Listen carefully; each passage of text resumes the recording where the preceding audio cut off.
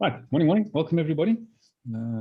End of yet another week, and Yeah. we're going Indigenous this morning, I believe. So, who is Indigenous? What is Indigenous? What does it really mean? And what can we learn from those who are? So, you better unravel that one because I think it could be an interesting discussion.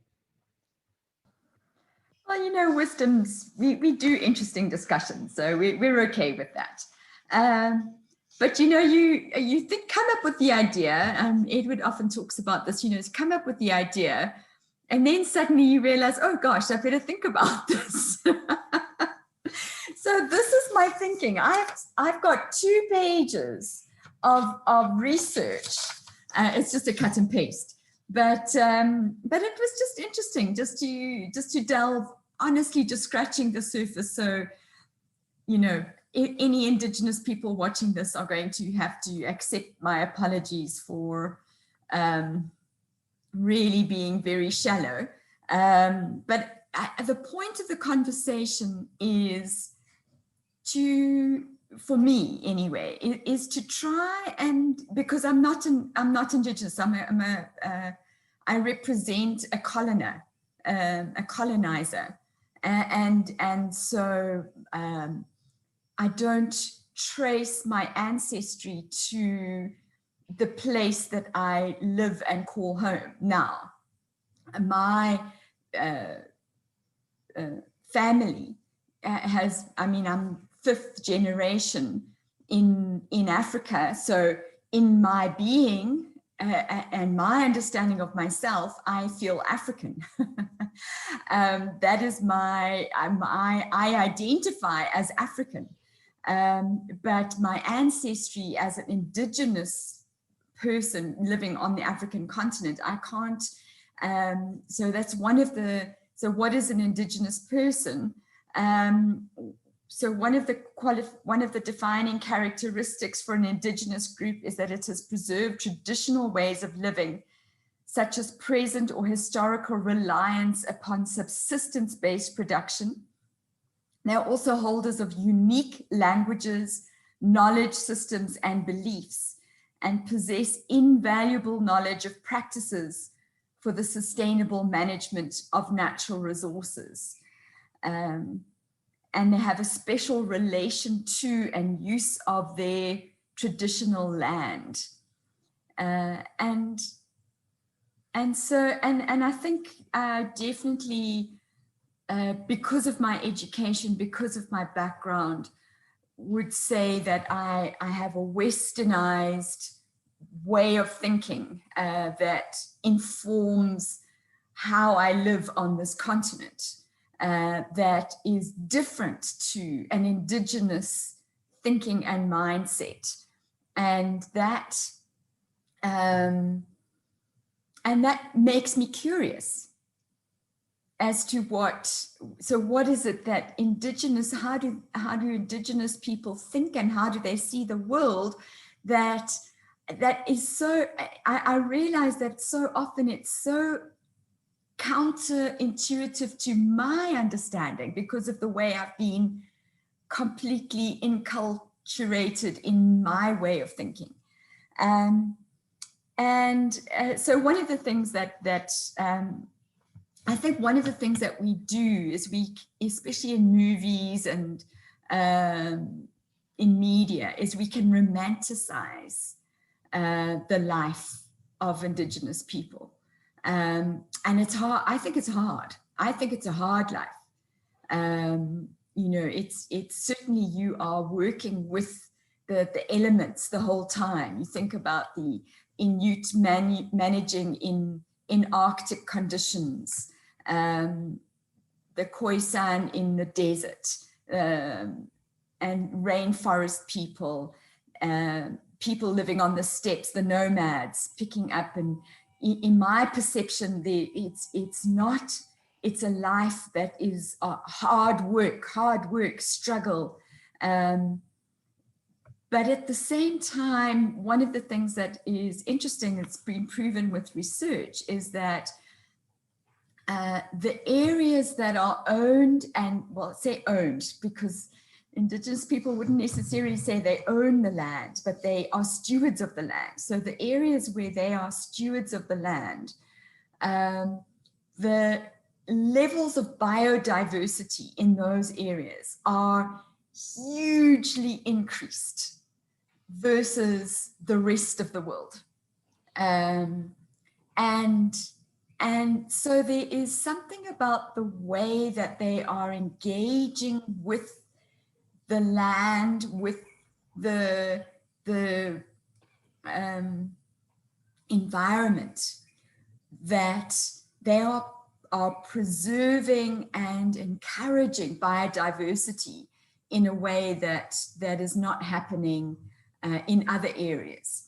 And so there are lessons that we need to learn from that way of working, from that way of thinking. And then the last thing I want to say is the lady that works for me in my home is going through, I think I might have mentioned it, she's doing a course at the moment. She describes it as a course to become a traditional healer. And for her, it's a calling. She senses it through her dreams. And the course involves a lot of meditation, of dancing, of ritual, and it's her sense of her ancestors being so much a part of her life, and that they took one of the tests in her course is that she has to find something that her ancestors have hidden. And she found it. She passed the test. So she has a sense of a history that I don't have. I can look at a genealogical tree, tree, and say, oh yes, Auntie so and so and so and so. But my connection to that person as a living influence in my life is not there. And I just find that fascinating. So those are my thoughts on what we can learn and little bits and pieces about Indigenous people. So I would love to hear your thoughts. Great, thanks, Lee. Yeah, it's an interesting challenge. So what I'm going to do is I'm going to toss the challenge across to Ed, because I want to know if there are any Indigenous people in that funny little island that he lives on, but or who they might have been, once upon a time. So Ed, over to you. Yeah, thank you. Oh, I seem to have frozen. Before I say that, I love the way you use your hands, Lee. It brings an incredible richness to what you're saying. It's wonderful. This is a very sensitive subject for a Brit, because I think Britain's been responsible for wiping out more Indigenous people than any other country. Well, although we did have some help from the Spanish and the Portuguese and a few other countries. And we even tried to wipe out the indigenous fish stocks of Iceland, but Iceland fought back in the Cod Wars. And we've also tried, I think, in our country to wipe out any other cultures. For example, some time ago, if you had a regional accent, you couldn't be an announcer on the BBC television. And you probably wouldn't have got a place in a board, on a major board with a regional accent. Fortunately, that's changed now, and it changed in time to save the Welsh language, but unfortunately the Cornish language died out. Some people are trying to resurrect it, and it's interesting because today is St. Piran's Day, and St. Piran is the patron saint of Cornwall. And in a way, Cornwall is almost like an indigenous group of people, the true Cornish, but there's very few of them left now. And I thought it was interesting, actually, because Lee did her research on the internet and a bit of cut and paste. I did my research in my mind, and I produced some pages of notes. And I've only had contact, close contact with one indigenous population, and that was the Inuit in northern Canada, in a town called Toyatuk, which is right on the edge of the Arctic Ocean, and the ocean was frozen when I was there. It was in March. The temperature was minus 40 degrees, a really hostile environment.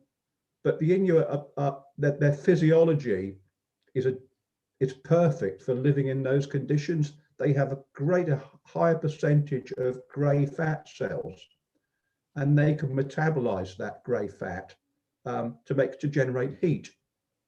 Whereas us Westerners, we only have predominantly white fat cells, and you can't access those to metabolize them. And about the only use of a white fat cell is to give you a heart attack. So it's interesting how they become adapted. But part of their physiology means they can't deal with alcohol very well. So when we introduced alcohol, we introduced alcoholism. And Toyatuk is now a dry town because of the huge alcohol problem. So it was one of the few post-race parties where I didn't have a beer. But we had an amazing post-race party because they put on a community event for us. They put on their local games, which are quite interesting because, of course, if you live in a very cold place, you don't do a lot of outdoor stuff. It's mostly indoor stuff, and it's short, tough stuff. But the thing I took away from there was they have a tremendous sense of family and a tremendous sense of community. And it's interesting, when resources are scarce and life is hard, you don't compete, you cooperate. And you work together. And they also, and it's the same with a lot of other, I did have a brief encounter with the Maasai as well when I was in Tanzania. And it's the same, I think, for many indigenous people. They respect and they revere their elders. And I saw a little clip on YouTube about some Maasai, and they walk up to a lion and take away its kill. And there's three of them. There's an old guy and two young guys. And the old guy understands lion. And he knows what he's doing, and he knows the risks, and he knows when to approach and when not to approach. But he's not strong enough or fit enough to carry away the animal carcass. The two young guys don't know what they're doing, but they can carry away the carcass. And I think that's a tremendous metaphor for how we should be, because in the West, we tend to think of our old people as worthless, and we stick them in retirement homes. But in the indigenous people, they value the experience and the wisdom of the old people, and they work with the old people, and the old people are the most important people in the community, and family is important. We've kind of lost family, we've lost community. And I think we can learn some big lessons from those. And Lee touched on it. I noticed with the Inuit and also with the Maasai, and I vaguely heard of the Hadza tribe in Tanzania, who are the last true hunter-gatherers. They live in harmony with their surroundings. They don't destroy it, they nurture it. They respect it, a bit like they respect their elders, they respect the environment. And yeah, biodiversity is a lot higher. We just trash our environment. And in the end, we'll probably die out, and the indigenous people will still be here if we've left any of them to survive. But we've not got a very good record when it comes with indigenous people. We've either killed them, we poisoned them, or we've stolen their land. So I think we should hang our head in shame and then learn the lessons from their sense of community and their sense of oneness with nature. So yeah, I hope that was helpful. And today is St. Piran's Day, patron saint of Cornwall, so a day for celebration. Great, and thanks. a pasty. Yeah, and some excellent points there. So Yeah, it is. It's challenging, isn't it, when you look at it through your own perspective and try and turn that around. So, Asif, let's hear your thoughts on this one. Good morning again. This is a subject that I have to restrain myself because I'm conscious there's a limited time and there are other people who have to speak. Then there's a lot of things I could say. So I have to restrain myself, and I'll just try to say that in Bahrain, there's many indigenous people. When we say that, it's because when you live amongst the Bahrainis, and I don't know if you guys know that I'm actually of Indian origin. So my parents were Indian and I was born here, but I am not originally Bahraini, although my brother is a naturalized citizen. I live here as a guest, you could say, even though it's been 54 years. So very quickly, what I'd like to say is that my thoughts on the subject, to try to simplify it, is that at any point in history, we've all been indigenous.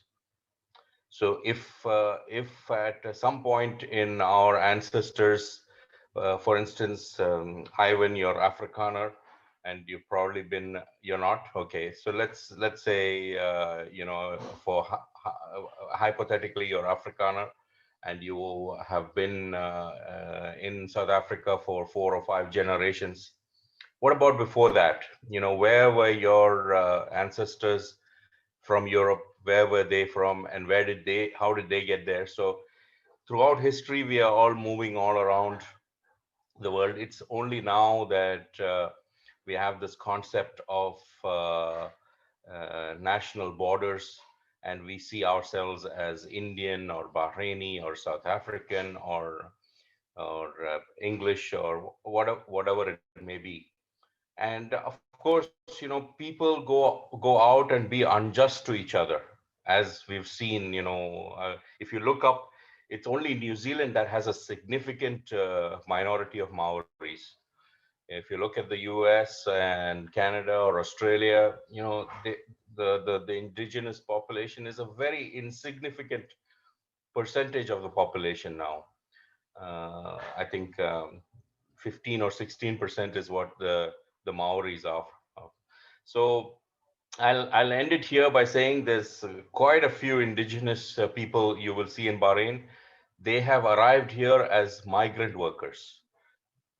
They are indigenous in their own lands, from their own countries. So, but it's very interesting interacting with many of them, as I like to do. I'm in a room now with 4 other white people, but I only see the humans. I don't see the color, and I prefer to see people as humans, and we are a product of our environment by and large. So we can turn ourselves, as we get older, we can turn ourselves into something else, something better as life goes on. That's it from me. Thanks, Asif. Yeah, it is interesting how the human race has migrated, as you say, all across the world, and that was one of the things that I grappled with a little bit when Lee introduced the subject of indigenous. Is what is the true definition of an indigenous person, and what does it really mean in today's world? So, but it's an interesting topic, and I'm sure it could take us into many different discussions here. So, Jasper, you're the Afrikaner in the group, not me, but yeah, I realize that now. I made that mistake. Yes, but I am definitely an African, like Lee says, in my heart at least, and very fond of this land. So, does that make me indigenous or not? I'm not sure, but Jasper, over to you.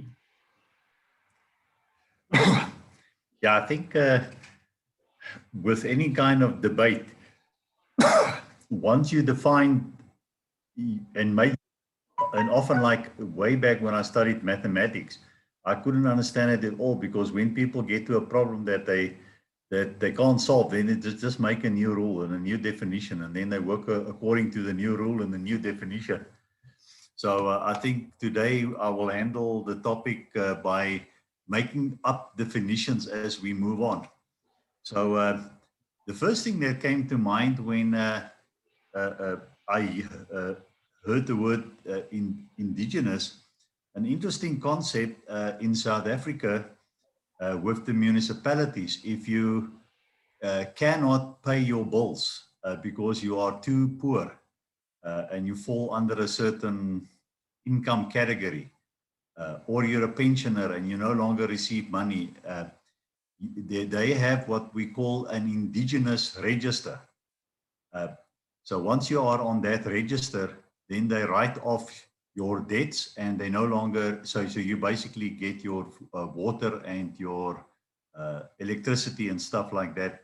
Not water and electricity, but you get your rates and taxes. You no longer have to contribute to rates and taxes.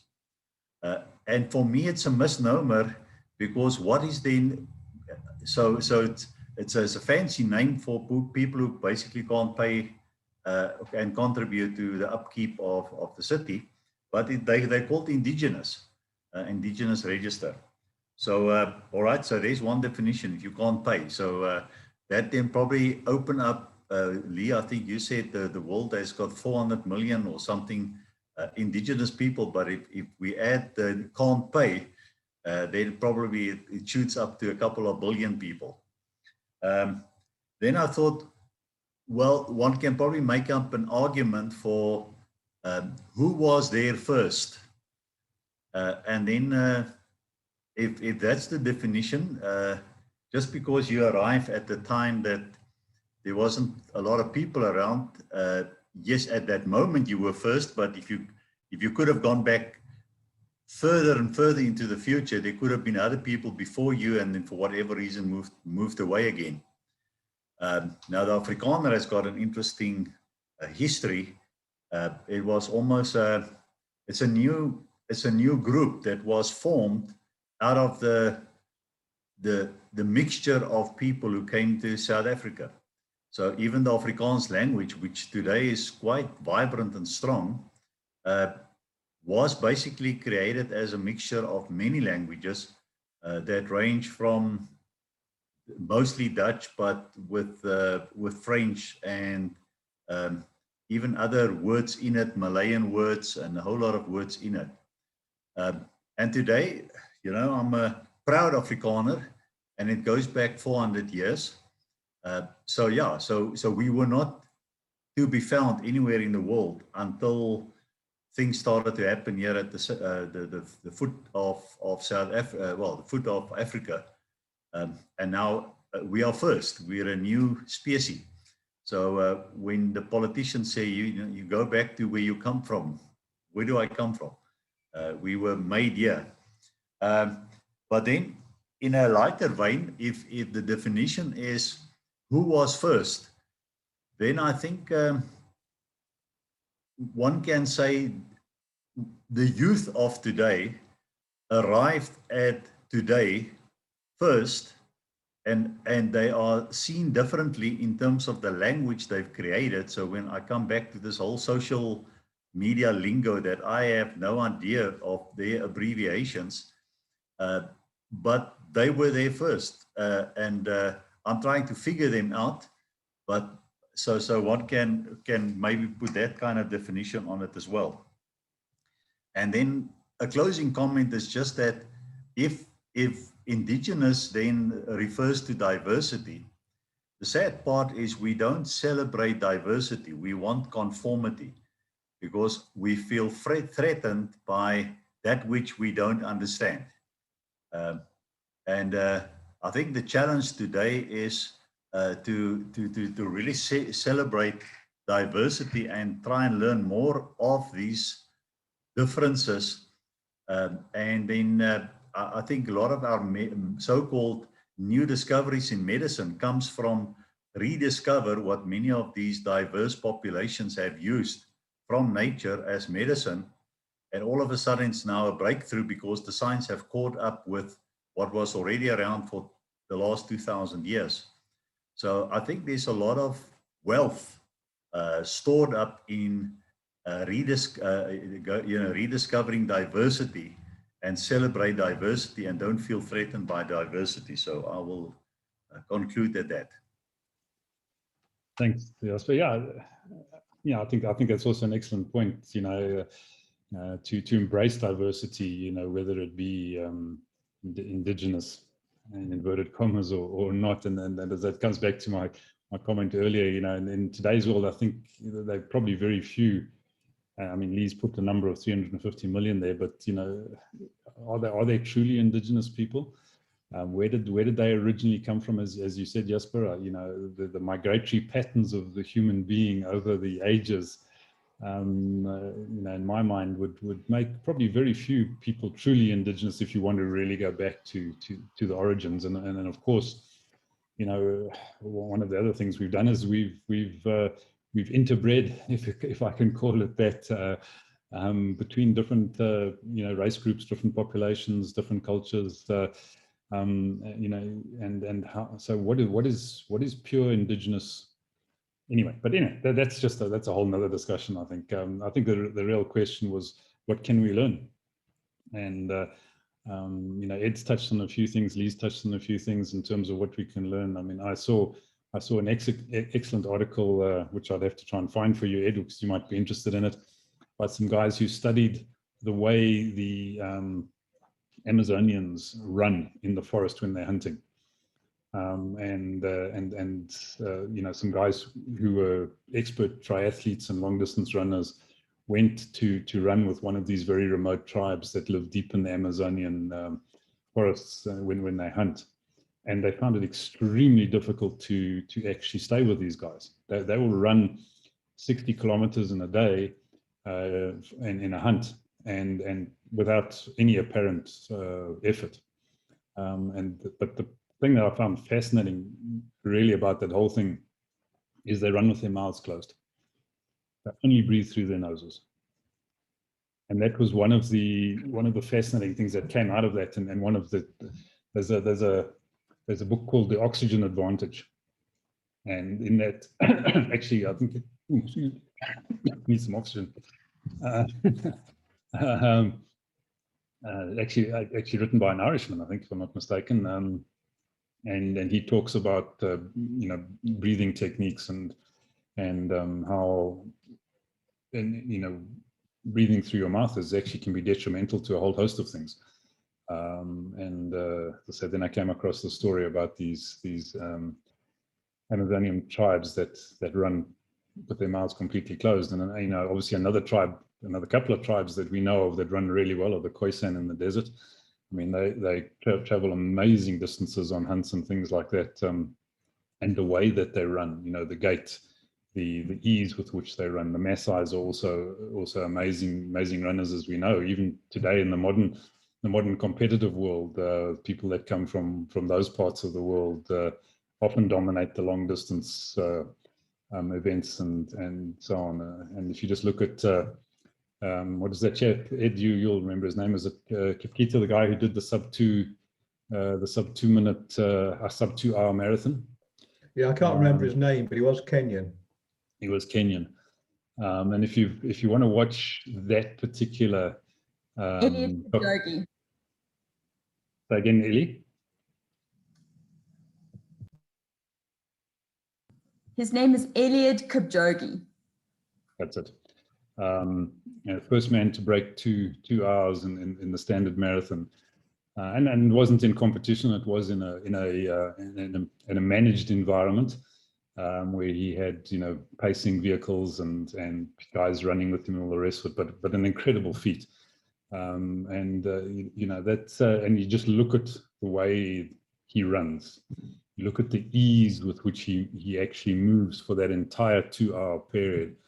Those are the kinds of things. I mean, Lee, you spoke about it being a hard life for indigenous people. I think it's the other way around, to be honest. I think we make our lives hard. I think the truly indigenous people actually lived as one with nature, and therefore actually comfortable and satisfied within those environments. I think we've, in the Western world specifically, have become dissatisfied with almost everything, and therefore there's this constant push. Come to you now, Ed, yeah. There's this constant push to try and change things to suit us rather than actually be part of what's already there. Yeah, so Ed? Yeah, a couple of things. There was a project to bring 6 Maasai to run the London Marathon, and they didn't do very well because they didn't see the point. And the other thing was, yes, when I lived on my tent on Dartmoor, I was probably the happy, you know, and it wasn't the same because I went to the shop to buy food, but I was probably the happiest I'd ever been because I was in tune with nature. I didn't have the worry of, you know, Zoom or Twitter or Facebook or whatever. And I think you're right, except in areas where we've messed their lives up. Indigenous people are at one with their environment, at one with their soul, at one with their family. And it can be a hard life, but can be a good life as well, because they've got that quality. I remember, not quite Indigenous, but I was in Nicaragua, and I was staying with a family in a remote mountainous area. And yes, it was a tough life, but we all sat round the table together, and it was generations around that table. And I couldn't join the conversation very much, but it was a happy, joyous conversation between everyone. And how often does that happen? Well, it probably happens a bit more in South Africa when you have a braai, but it doesn't happen in the UK. We're almost insular. Yeah, I think it is, and you sparked another thought there for me, Ed. I don't know if any of you have watched, I think his name is Ben Foigel's New Lives in the Wild. A very, very interesting series that he's done on people that have tried to go back or have gone back to remote areas, to wild areas, and then tried to do exactly that, to live in tune with the environment and with nature, and different degrees of success, some amazing stories, and also that other documentary that watched on Netflix not so long ago, Hollywood actor Zac Efron, I think his name is. There was one particular community that he visited somewhere in South America, I think it was, where they've done exactly that. They've taken everything. They've taken the education. They've taken the production of food, back to a completely natural environment. So the kids learn how to plant vegetables at a very early age. That's part of the education process. They work within the confines of the environment that they're in. I mean, it's not indigenous, is it? But it's using some of those lessons, and I think that's the key for me, is what are the lessons? Jasper touched on medicine. I think that's becoming a really big drive around the world in the holistic healing arena. Let's not call it alternative, because I don't think it's alternative any longer. I think the approach is very different. I mean, Asif will know from his background, the Ayurvedic types of foods and medicines and things go back thousands of years. It's and there's amazing things to be learned from all of that. It's the ability to do what we're doing here. I think to sit back and think, open your eyes, take away the blinkers, take away the preconceived notions and ideas that this is right and that's wrong, and say, what can I learn? And so that's really what that means for me, is to say, how can I learn? How can I learn from the four of you?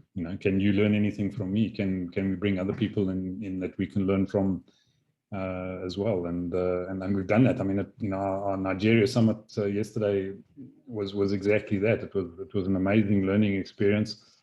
And Ed, I think you spoke about cultures where we've distanced ourselves from the elderly.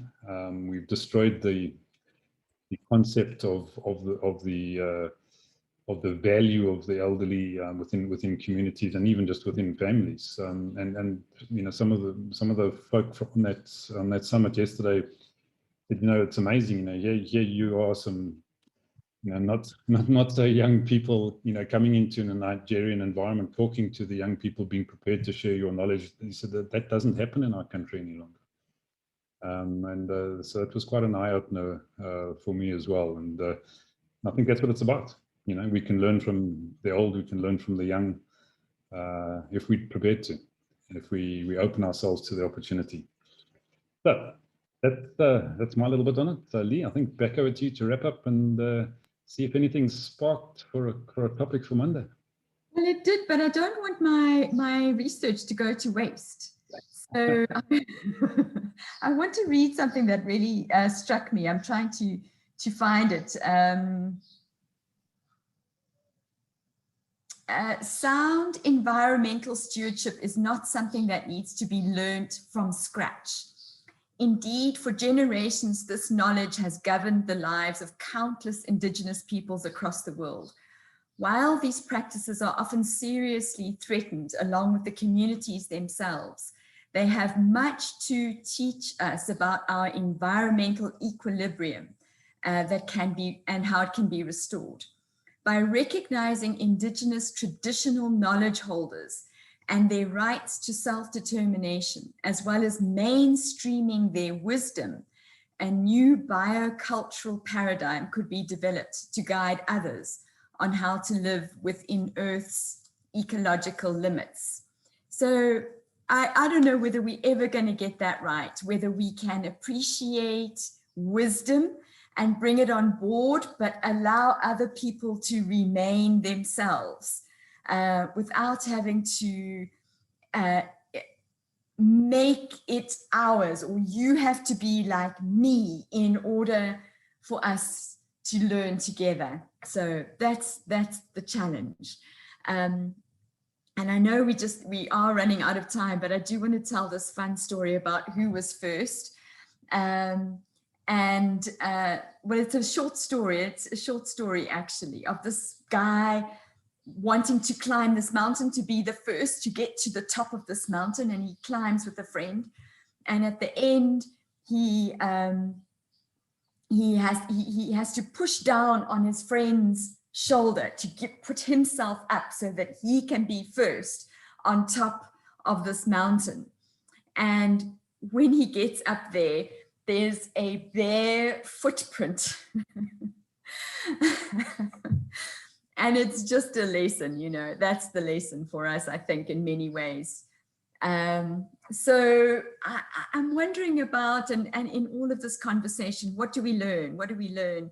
And I would like us to think about on Monday, what do we learn from nature? So we're talking about that one of the gifts that Indigenous people give us is their connection and their harmony with nature.